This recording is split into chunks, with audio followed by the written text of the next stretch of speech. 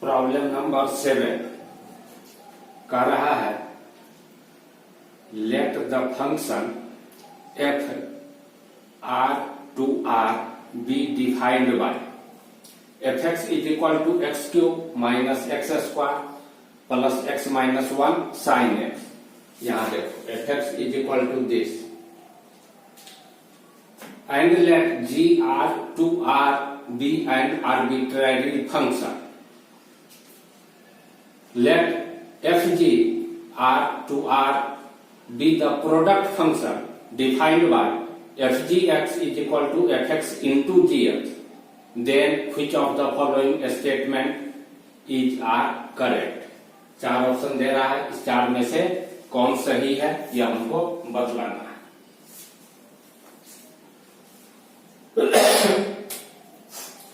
fx दे रहा है इतना, इसको हम लिख सकते हैं this implied fx is equal to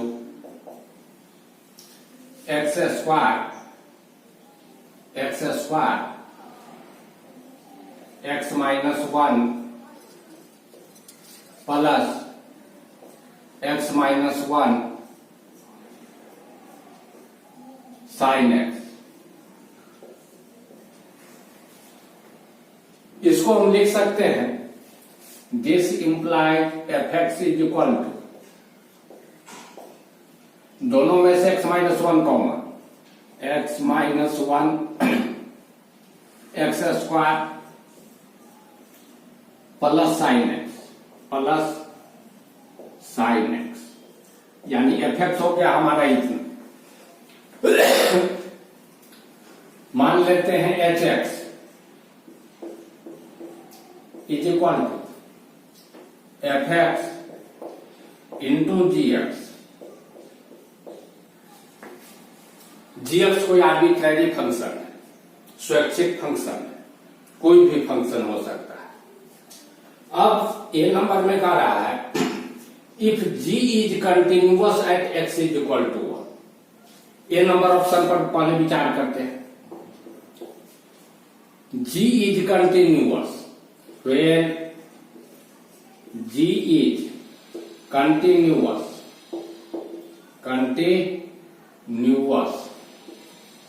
at x is equal to 1, then कौन सा कंडीशन फुलफिल होगा? Limit of x tends to 0 g 1 minus h is equal to limit of h tends to 0 g1 plus h is equal to g1। और continuous तब होगा जब यह g1 कोई finite number is equal to some finite number.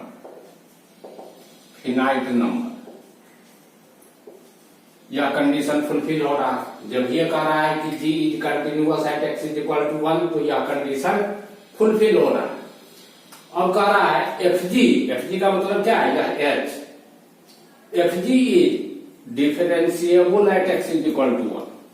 Differentiable है या नहीं fg, इसको चेक करते हैं। यानी h जो है h यह डिफरेंशिएबल है या नहीं x इज इक्वल टू 1 पर, यह चेक करते हैं। h डैश 1 माइनस यानी left hand derivative is equal to क्या लिखेंगे? Limit of x tends to 0। 0 का मतलब है 0 प्लस 0 से बड़ा रहते हुए 0 के तरफ h 1 minus h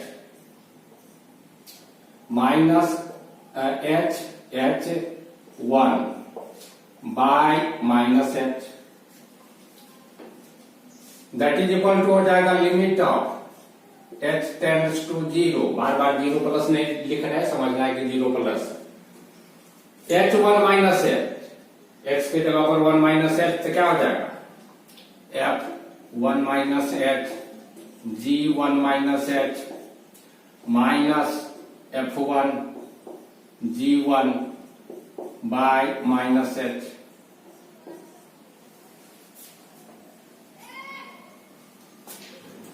that is equal to हो जाएगा, that is equal to limit of h tends to 0 f1 minus h इसमें x के जगह पर 1 माइनस h, तो यह क्या हो जाएगा माइनस h,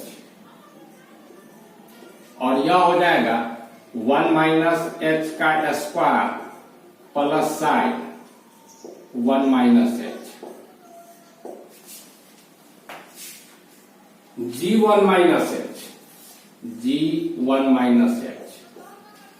माइनस f1 इसमें x के जगह पर 1 तो सीधा 0 टेंड्स टू 0 नहीं, exactly equal to 0 into g1 by minus h,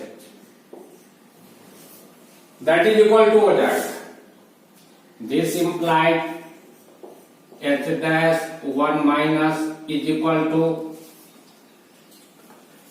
यह तो 0 हो गया तो सिर्फ इतना लिखेंगे माइनस h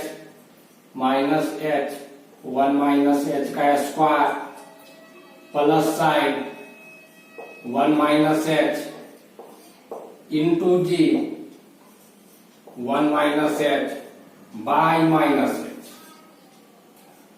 या माइनस h कट गया, लिमिट नहीं लिखे, limit of h tends to 0 that is equal to limit of h tends to 0 1 minus h का square plus sine 1 minus h into g1 minus h, जब h tends to 0 तो this bracket tends to 1 plus sine 1 और this g1 minus h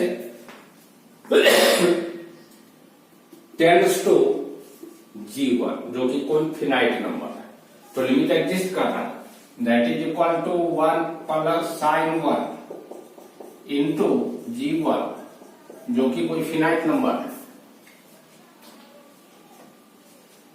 h dash 1 minus 1 h dash 1 minus यानी left hand derivative this, अब right hand derivative निकालते हैं h dash 1 plus is equal to limit of h tends to 0 plus h 1 plus h minus h1 by h, that is equal to हो जाएगा limit of h tends to 0 f1 plus h g1 plus h minus f1 g1 by h, f1 plus h रखेंगे इसमें x के जगह पर 1 plus h, यह हो जाएगा h, that is equal to limit of h tends to 0 h into 1 plus h का square plus sine 1 plus h g 1 plus h और माइनस f1, जैसे ही इसमें x के जगह पर 1 रखेंगे 1 तो यह हो जाएगा 0 minus 0 into g1 by h, देख रहे हो यह 0 हो जाएगा और इस h से यह h कट करके फाइनली यह बचेगा, that is equal to limit of h tends to 0 1 plus h का square plus sine 1 plus h into g 1 plus h, this tends to 1 plus sine 1 और दिस टेंड्स टू, यहां से स्पष्ट है यहां से कि दिस टेंड्स टू g1 जो सम फिनाइट नंबर है, तो लिमिट एग्जिस्ट कर रहा है और वह लिमिट हो रहा है 1 plus sine 1 into g1, left hand derivative this, right hand derivative this, दोनों इक्वल और कोई फिनाइट नंबर, तो H x is differentiable, therefore H x is differentiable at x is equal to 1। यानी यह ऑप्शन ए हमारा correct option हो गया। अब ऑप्शन ए हमारा करेक्ट ऑप्शन हो गया।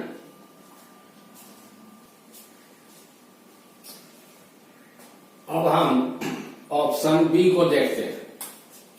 बी में कह रहा है if F G is differentiable at X is equal to 1, when fg का मतलब क्या है? यह hx, when fg is differentiable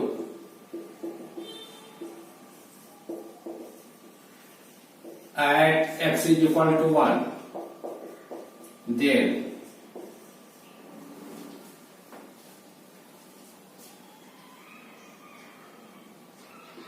h dash 1 minus is equal to h dash 1 plus, and left hand derivative is equal to right hand derivative. This implies limit of h tends to 0, h1 minus h h1 by minus h is equal to limit of h। एक minute देख लो, यहां वाला h अलग चीज है, 1 में small change को denote कर रहा है, और ई वाला जो एच है, या वाला एच या फंक्शन को डिनोट कर रहा है, दोनों का प्रोडक्ट। दोनों एच एक नहीं है, कंफ्यूज मत होना। एच टेंड्स टू 0, यहां क्या लिख दिए? या गलत लिख दिए, या गलत लिख दिए।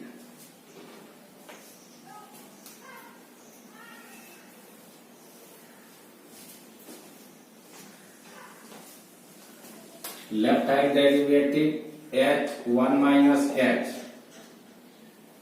अच्छा, ये हमको लगा कि इनटू लिखा हुआ है। ठीक है लिखा हुआ था। Minus h1 by minus h is equal to limit of h tends to 0, h1 plus h minus h1 by h। This implies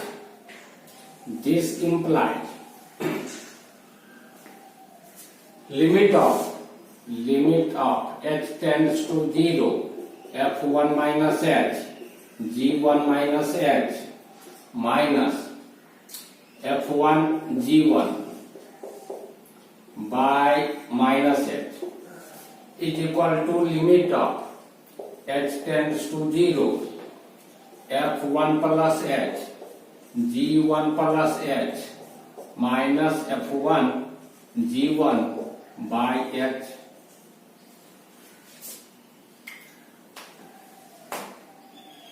f1 minus h, 1 minus h रखो इसमें x के जगह पर, माइनस h हो जाएगा। This implies limit of h tends to 0 minus h 1 minus h का square plus sine 1 minus h g1 minus h minus 0 into g1 by minus h is equal to limit of h tends to 0 h into 1 plus h का square plus sine 1 plus h g1 plus h minus 0 into g1 by h। तुमको दिखाई पड़ा होगा कि या तो 0 हो गया या माइनस h कट गया, फाइनली इतना बच रहा। This implies limit of h tends to 0 1 minus h का square plus sine 1 minus h g1 minus h is equal to limit of h tends to 0 1 plus h का square plus sine 1 plus h into g1 plus h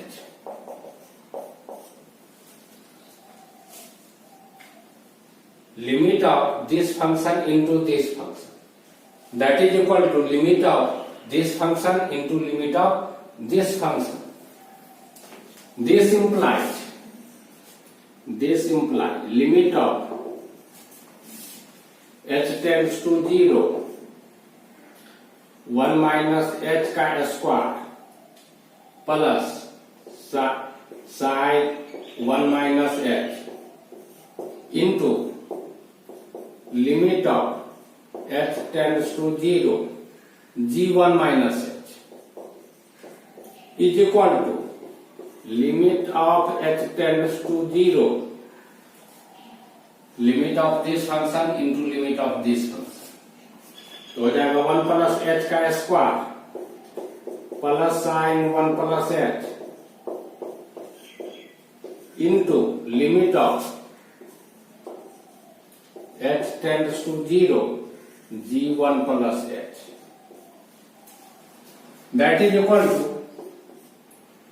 या this implies इसका limit 1 plus sin 1 into limit of h tends to 0 g1 minus h is equal to इसका limit वही 1 plus sin 1 into limit of h tends to 0 g1 plus h. चूंकि fg differentiable है इसीलिए this is equal to this हो रहा है, यानी यह लिमिट एग्जिस्ट कर रहा है, यह लिमिट देखो दोनों तरफ से यह कैंसिल हो गया तो बच गया limit of this is equal to limit of this. अगर fg डिफरेंशिएबल है तो इतना इसके बराबर हो रहा है, यानी यह लिमिट एग्जिस्ट कर रहा है और this is equal to this हो रहा है, यानी इससे निष्कर्ष निकलता है कि limit of h tends to 0 g1 minus h is equal to limit of h tends to 0 g1 plus h। This limit is equal to this limit. तो इससे तो यह पता चलता है कि gx का limit x is equal to 1 पर एग्जिस्ट करता है, लेकिन ये कंटिन्यूअस है यह पता नहीं चलता। क्या है? यह g1 के बराबर होगा, g1 के बराबर होगा तब तो कंटिन्यूअस होगा। अगर यह लिमिट एग्जिस्ट कर रहा है, मतलब left hand limit is equal to right hand limit हो रहा है, लिमिट तो एग्जिस्ट कर रहा है लेकिन वह वैल्यू g1 के बराबर नहीं हो तब तो फंक्शन कंटिन्यूअस नहीं हो पाएगा। तो सिर्फ इसके आधार पर यह कहना कि gx कंटिन्यूअस है x इज इक्वल टू 1 पर, ऐसा हम नहीं कह सकते। हो सकता है कंटिन्यूअस हो सकता है कंटिन्यूअस नहीं भी हो। तो इसीलिए जब डेफिनेट तौर पर नहीं कह सकते हैं कंटिन्यूअस तो यह बी नंबर ऑप्शन हमारा गलत हो। जब fg डिफरेंशिएबल तब g निश्चित तौर पर नहीं कहा जा सकता है कंटिन्यूअस है या नहीं, और जो फंक्शन कंटिन्यूअस नहीं होता है वह तो डिफरेंशिएबल भी नहीं होता है। तो निश्चित तौर पर जब fg डिफरेंशिएबल तब g डिफरेंशिएबल होगा। जब वह कंटिन्यूअस होगा यही बात हम नहीं कह सकते हैं, तो फिर डिफरेंशिएबल होगा। डी नंबर ऑप्शन जो दे रहा है यह हम कैसे कह सकते हैं, काहे कि कंटिन्यूअस नहीं तो डिफरेंशिएबल भी नहीं, तो यह ऑप्शन भी गलत। अब हम सी नंबर ऑप्शन पर विचार करेंगे इसको मिटाने के बाद। C number option, g is differentiable. If g is differentiable, C में when g is differentiable,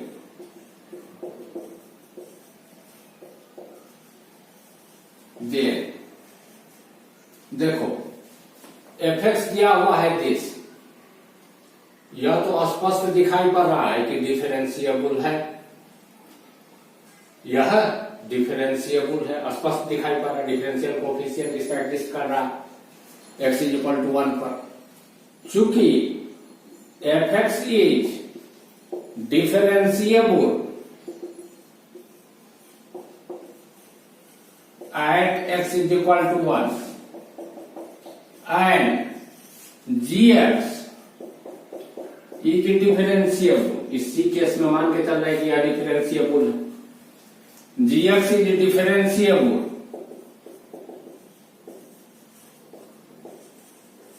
at x is equal to 1। तो हम ऑलरेडी पढ़े हैं यदि fx भी differentiable at x is equal to a, gx be differentiable at x is equal to a, then fx into gx will be differentiable at x is equal to a। और इसीलिए हम लिखते हैं and dfx into gx by dx, क्या लिखते हैं dfx by dx into gx plus dgx by dx into fx। यह जो लिखते हैं u का differentiation into v plus v का डिफरेंशिएशन इंटू u, दो फंक्शन का प्रोडक्ट, या इसी के आधार पर यह तब होता है जब fx भी डिफरेंशिएबल gx भी डिफरेंशिएबल। लेकिन हर जगह भी हमको नहीं बोलना, हमको कहना x is equal to 1 point पर। तो उस स्थिति में ठीक है d या ऐसा लिखो ना h'1 का मतलब क्या है, इस फंक्शन का डिफरेंशियल कोएफिशिएंट, यानी dfx into gx by dx at x is equal to 1 is equal to होगा f'1 into gx g1 plus g'1 into f1। जब fx भी डिफरेंशिएबल gx भी डिफरेंशिएबल तो fx इंटू gx उस point पर differentiable, इसीलिए यह ऑप्शन सी सही है। तुम चाहो तो लिमिट निकाल करके भी कर सकते हो, लेकिन यह एक लाइन में हम निष्कर्ष निकाल सकते हैं तो जरूरत नहीं है लिमिट लेने का। ठीक है, सी नंबर ऑप्शन ऐसे ही स्पष्ट दिखाई पड़ रहा है, सही है, हो गया।